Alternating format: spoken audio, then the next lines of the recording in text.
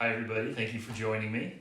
My name is Mark, and today I'm here to talk to you about the career of teacher and how I think that can be something that blesses others and glorifies God at the same time. As somebody who is married to an educator and counselor and a parent myself, I know all too well just that important role that a teacher can play in the life of a kid.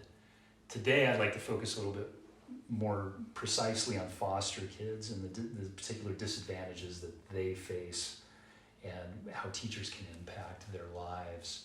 And so as we talk today, we're going to talk about the time that teachers spend with kids, being intentional in that time, and what having somebody in their corner can do to change their life circumstances. And so I hit quickly there on that subject of time and understanding that. And this quote really helps us sort of encapsulate and understand just how precious that is as a classroom teacher, you wield a great deal of power over your students simply because you control their destiny for up to 6.5 hours of each day, 5 days a week.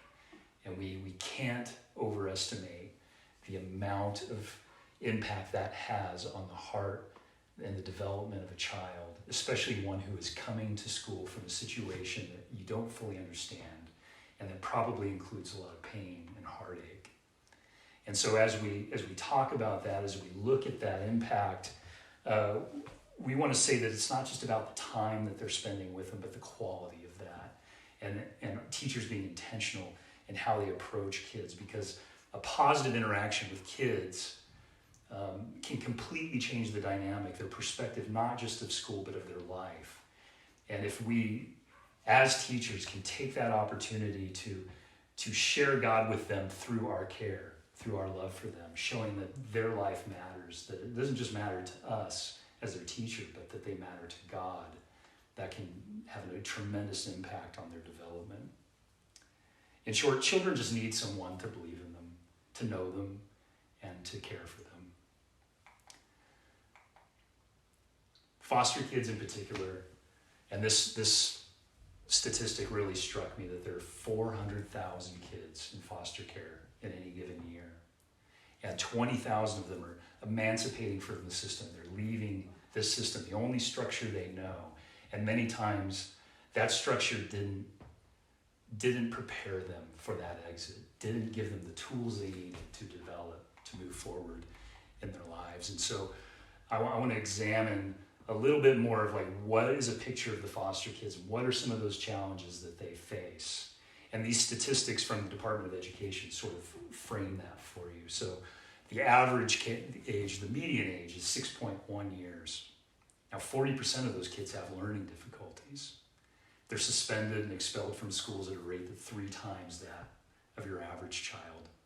They're far less likely to graduate from high school, and only about 3 to 10% move on to college. 50% have no earnings 4 years after emancipating from the system, and those that do earn $7,500 annually. That's well below the poverty line. So you can see just how challenging it is for them. This quote from Concern USA kind of encapsulates what education can do to change those circumstances, stating, education is often referred to as the great equalizer. It can open the doors to jobs, resources, and skills that a family needs, not just to survive, but to thrive. It's an important thing to remember on the educational side, what we can do as teachers to give them structure, to give them meaning, to give them purpose. But there's also a spiritual purpose to that. But we're going to look, and I want to give you some critical insights just to remember and take away from this. And that's first, that education develops skills and abilities. Education can decrease risk and vulnerability. And teachers play a critical role in the lives of their students. We can't overestimate just how important that is. And then we transition to the spiritual side of that and what God's calling is to us, even if we're not teachers. But if we are teachers, how much more important it is to recognize the impact we can make for God's kingdom by caring for these very vulnerable children. And James says, religion that God our Father accepts as pure and faultless is this: to look after orphans and widows in their distress. It just doesn't get any more clear than that. Whatever our occupation, we should be looking for those opportunities. But again, drawing back to just how much time a teacher spends with their kids, there's no greater occupation where you're given that opportunity to love and care for them and to be a light in their lives. In Matthew, it says, "In the same way, let your light shine before others, that they may see your good deeds and glorify your Father in heaven." And I can think of no greater way to glorify God than to care for his kids. So, if you're looking for a career where you can bless the lives of children, where you can glorify God and make an impact for his kingdom, I would suggest you look at the role of a teacher and what they can do, especially for